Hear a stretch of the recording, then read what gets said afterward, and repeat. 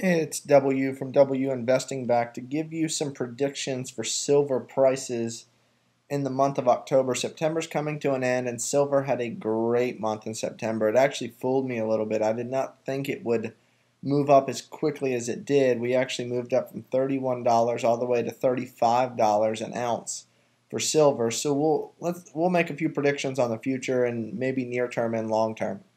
First of all, take this investment advice for what it's worth. I'm not charging anything for it. It's just a hobby of mine. It's something I like to do. I like to read technical charts and, predict the future based on human psychology and market psychology. So right now, as you can see, the price of silver is about $35 an ounce, but it recently tested its 20-day moving average.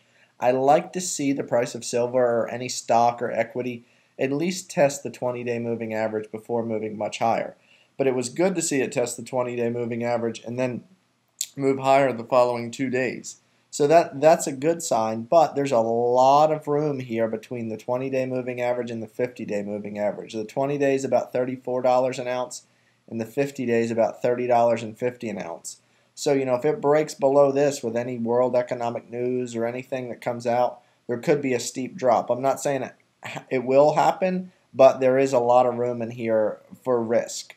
When looking at the long-term chart, this is a 3-year chart, we can clearly see that there was a downward trend here. You could almost draw trend lines to make a triangle, and it recently broke that trend right at its 50-day moving average, or I'm sorry, 200-day moving average, the red line.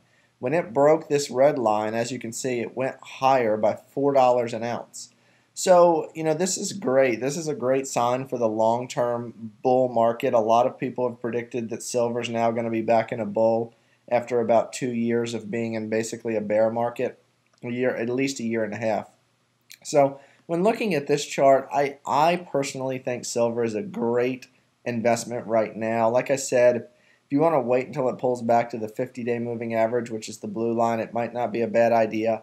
But with the way that the stimulus is going in QE3, silver could be at $38, $39, $40 a share before it even thinks about pulling back. So look for any type of movement below the 20-day moving average.